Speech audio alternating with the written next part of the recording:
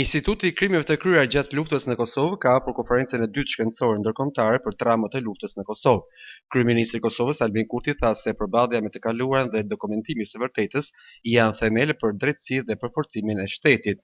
Ai përmendi gjithashtu narrativat e krijuar nga Serbia me qëllim të dëmtimit të luftës së UÇK-s. Ai nuk mund dhe nuk do të ndryshojë një të vërtetë themelore historike. Se lufta e ushtrisë shqiptare të Kosovës ishte një luftë e drejtë dhe domosdoshme për liri dhe për mbijetesë, jo nga dëshira për dhunë apo pushtet.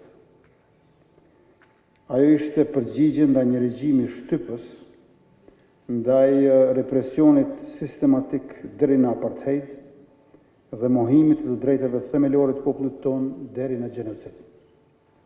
Ky proces nuk mund ta vërë në dyshim karakterin çlirimtare antikolonialist të luftës sonë, as aspiratën legjitime të Kosovës për liri, barazi dhe dinjitet njerëzor.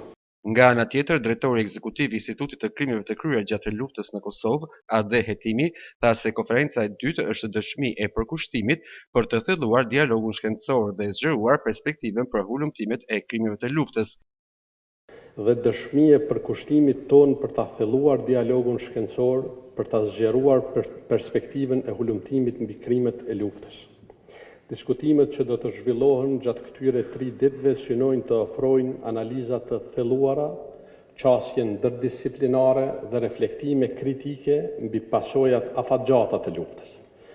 Jo vetëm si përvojë historike, por edhe si realitet që vazhdon të ndikojë jetën e individit, strukturën shtetërore dhe proceset e shtetëndërtimit.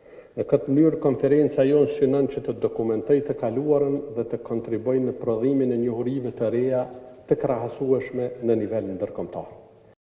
Në konferencë u theksua nevoja për dokumentimin e qëndrueshëm shkencor të krimeve të luftës, raporton Kosova Press.